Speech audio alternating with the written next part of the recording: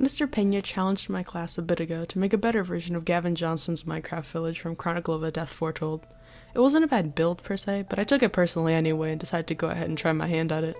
With a bunch of help here and there, I think I just about made it.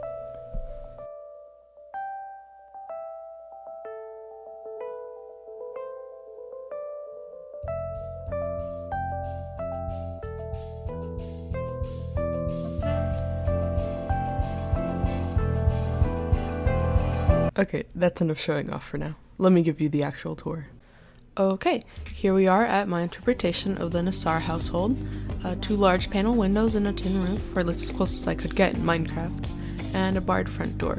And nobody really uses it except for special occasions, but that's alright. Opening that, we go straight into the lovely parlor with ferns and the like hanging from the ceiling, where Santiago notably grabbed her whole pussy, referring to Divina Flora. Thank you, author, for including that for us. The walls here are made out of old planks, so there are some dents here and there. Anyway, right through we have the spiral staircase which leads to upstairs, as opposed to downstairs, leading us to our next area. Upstairs we have all of the bedrooms. At first, this Blasida's bedroom, decently sized with some furniture, definitely showing off the family as well.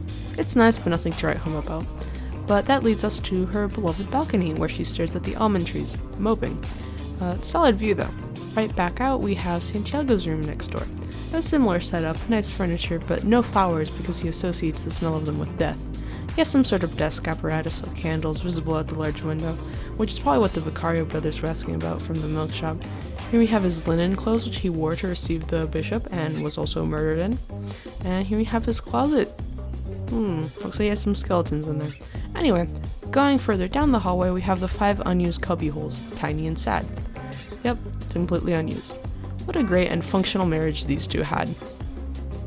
Back down the spiral stairs, which has been here since the house was a warehouse, we have a large kitchen. Has some birds in cages here as mentioned, and a big window leading to the river out yonder, letting the smell of old water in at all hours of the day.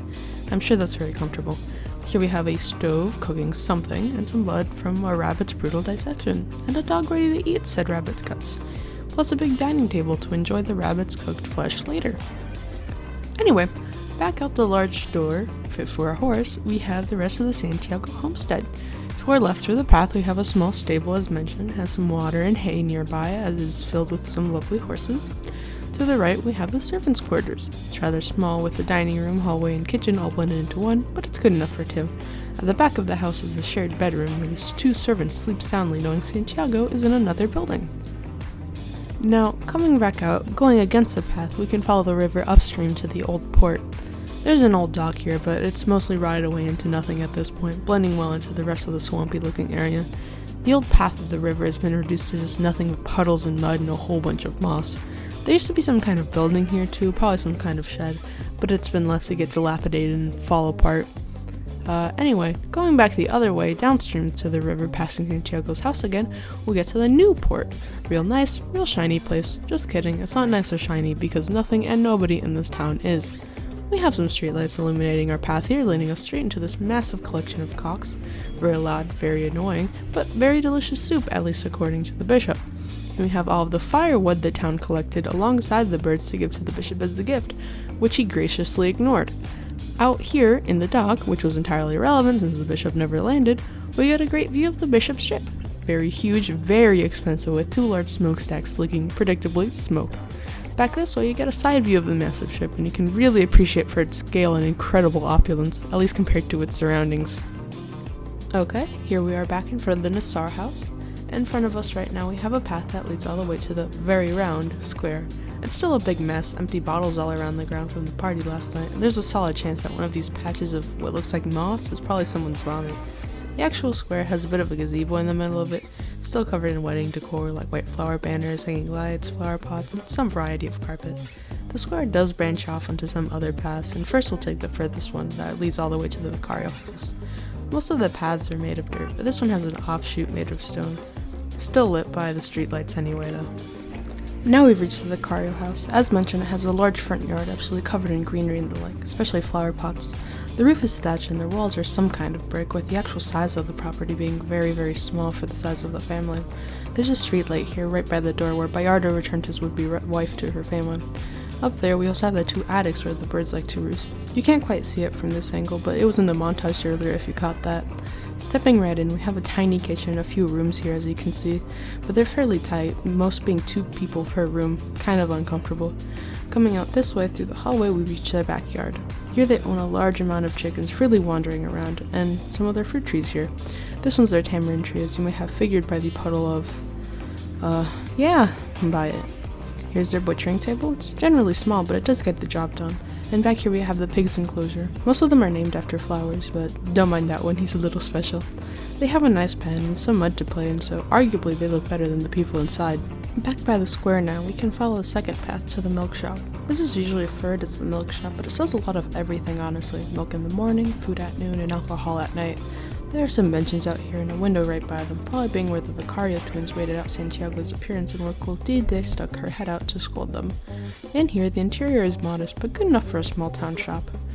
There are some seats and a fair amount of containers holding goods for sale, probably being what the fake shoppers rummaged around while trying to get the scoop on the murder. Our last stop in the sleepy little town is the church. It's right across from Santiago's house and stands significantly taller, larger, and more decorated than the buildings next to it. It has a bright white base and has large panels of stained glass accentuating the Catholic aesthetic. Inside, we have a small parlor-esque area where people may come and go. It also has stairs leading up to a second story and a side door here leading to a second room, but that's not the focus of our visit today. Right through this archway we get to the main area of the church. There are many little patches of light coming in through the stained glass windows as well as many rows of pews for people to sit in. The front has an altar-looking area with a Latin Bible surrounded by many candles for those who really like indulging in Catholic vibes. Well, that's all I have for you guys in terms of the tour. I hope you liked it. I worked really hard on this to make it look as impressive as possible and also include a lot of details from the book for accuracy's sake, and also to add a little bit of character to it. I don't remember inviting anyone. Guys, man.